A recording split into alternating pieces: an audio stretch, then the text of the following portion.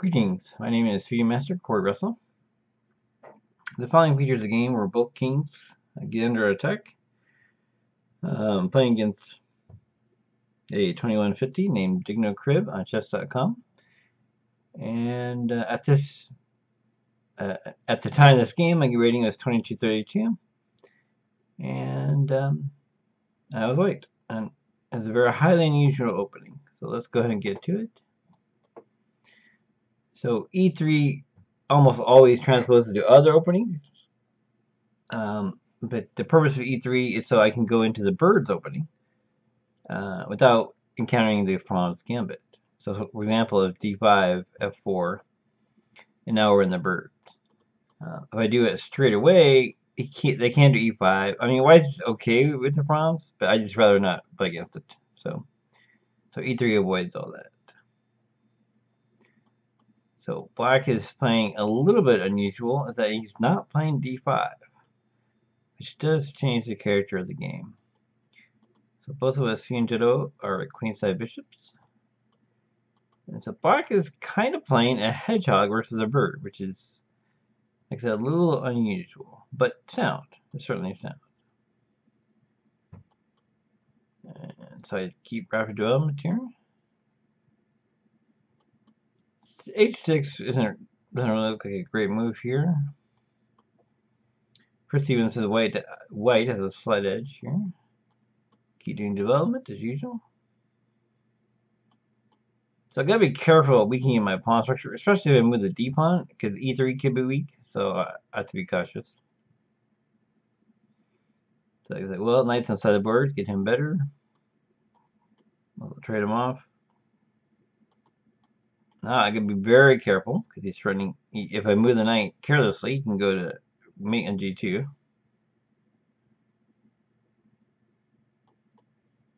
Black should castle and it's equal. First point out that pawn take e4, and white is a clear advantage. So this is what I should have done. Instead, I just simply improve my queen. Here, black does a bull venture, castles queen. This is bull because pawns are advanced, which means it's going to be easier for me to open lines, which I do immediately. Notice, of course, I'm not worried about him winning this pawn because then I just win his queen, so that would be pretty pointless on his part.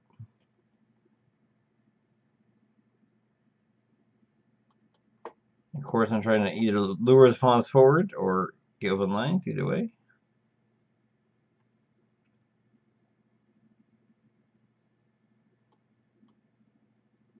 And of course, he should have traded queens. He should not stay on the endgame. So I was happy that we kept the queens on. I now have a slight advantage, according to Fritz. And of course, no matter what he does here, I'm going to open up some lines again.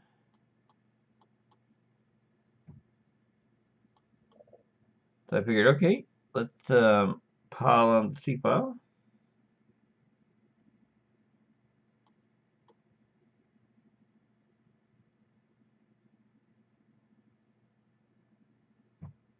So here he's threatening bishop to take f3. Bishop, so if I do some non-move here, let's say, he threatens here, here, here, and he wins a piece because the pawn on g2 is pinned because of the g8 rook.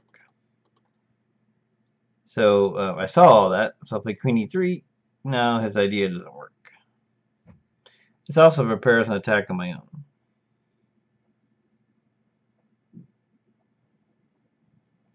And here, he should do queen h3, queen f2, and rook d7.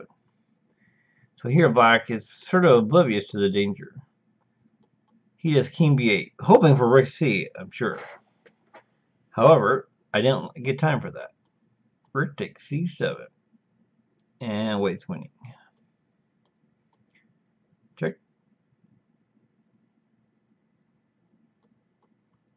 So, of course, it's very important to stop the queen trade.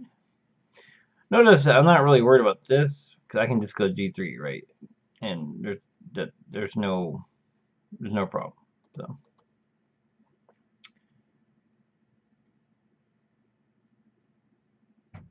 So he should try queen b5. And then I have to do something like this. Check. Check. Here.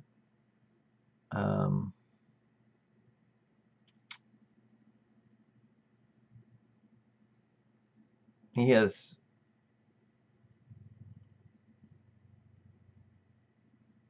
He pretty much has to go here because he wants to trade queens.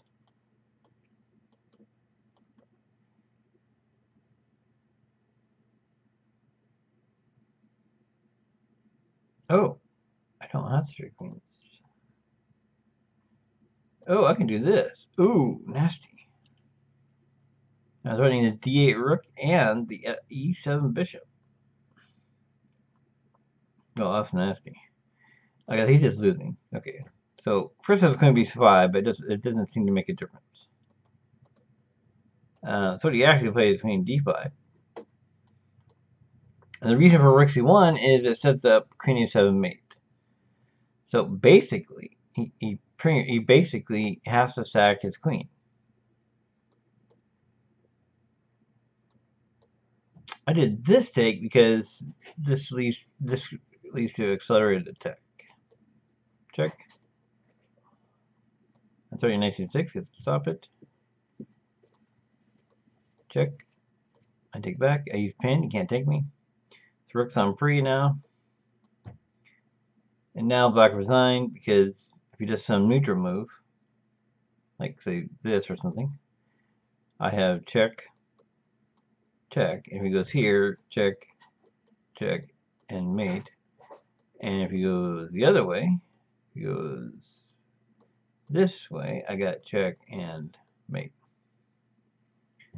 And finally, if he moves his e7 bishop, which stops that actually, I just go here and there's just, you know, you can do check, but so what, go king over, and there's no way to stop making b7.